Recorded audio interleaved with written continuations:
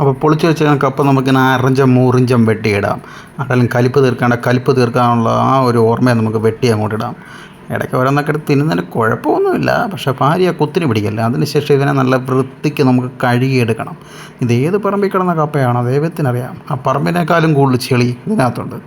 ഈ കപ്പ വല്ല പാറപ്പുറത്ത് തന്നെ ഉണ്ടാക്കിയാൽ മതിയായിരുന്നു, അല്ലെങ്കിൽ വല്ല ടെറസിൻ്റെ മണ്ടയ്ക്കോ അവിടെ വല്ലതും റെഡിയാക്കി എടുക്കാമായിരുന്നു. നമ്മുടെ മൂത്താശാരി ചിക്കനൊക്കെ റെഡിയാക്കി വെച്ചിട്ടുണ്ട്. ചിക്കൻ അതിടാനുള്ള ഉള്ളിയൊക്കെ മൂത്താശാരി എണ്ണ ഒഴിക്കുന്നുണ്ട്. ഈ എണ്ണയ്ക്ക് പകരം കുറച്ച് വെള്ളമൊക്കെ ഇനി ഒഴിക്കണം. എണ്ണയുടെ വില കാരണം അടുക്കാൻ പറ്റത്തില്ല. ഇനി മൂത്താശാരി കുറച്ച് കടുക് ഇട്ടിട്ടുണ്ട്. അതിന് പുറകെ കുറച്ചുകൂടെ കടുക് വാരിയിട്ടിട്ടുണ്ട്. ഇനി കടുക് പൊട്ടിത്തെറിക്കും. നമ്മുടെ ആചാരപ്രകാരം ആദ്യം കടുക് വേണം ഇടാൻ വേണ്ടി. അത് കഴിഞ്ഞ് നമ്മുടെ അടുക്കളയിൽ ഇരിക്കുന്ന ഉള്ളി, വെളുത്തുള്ളി, സബോള എന്തൊക്കെ ഇടാൻ പറ്റുമോ അതെല്ലാം വലിച്ച് വാരി കറിക്കകത്തോട്ട് നമ്മൾ ഇടണം.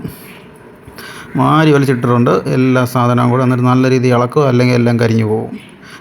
സവോള ഇട്ടിട്ടുണ്ട്. മൂത്താശാരി ഇളക്കിക്കൊണ്ടിരിക്കുകയാണ്. ഒരു തുള്ളി പോലും കളയല്ലെന്ന് പറഞ്ഞാണ് മൂത്താശാരി എല്ലാം വരിയിട്ടേക്കുന്നത്. അതിനുശേഷം മൂത്താശാരി നല്ല രീതിയിൽ ഇളക്കി മാറിച്ച് നല്ല നല്ല റോസ് കളറാകണം. അതിനുശേഷം 2 ഡിസൈന് വേണ്ടി 2-3 തക്കാളിയും കൂടെ എടുത്തിട്ടുണ്ട്.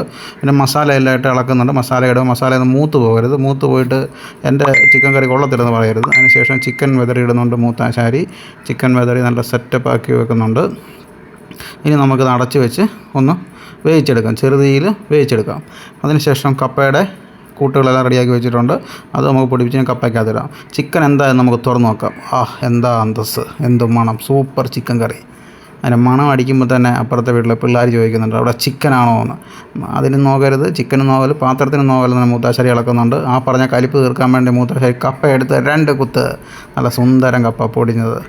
ഇതാണ് സ്വർഗം. നമ്മളെല്ലാം ഉണ്ടാക്കി കഴിഞ്ഞ് ലാസ്റ്റ് ഇങ്ങനെ എല്ലാവരും കൂടെ കൂടിയിരുന്നുള്ളൊരു കഴിപ്പ്. എന്താ ടേസ്റ്റ്, എന്താ അന്തസ്സ്! ഒറ്റ പ്ലേറ്റിൽ എല്ലാവരും കൂടെ ജീവിതകാലം മുഴുവൻ ഇതുപോലെ കഴിക്കാൻ പറ്റിയിരുന്നെങ്കിൽ എന്നാണ് ആഗ്രഹം. ഇങ്ങനെ തന്നെ കഴിക്കണം. ഇങ്ങനെ നിങ്ങൾ കഴിച്ചിട്ടുണ്ടെങ്കിൽ കമൻറ്റ് ചെയ്യൂ. Okay, super.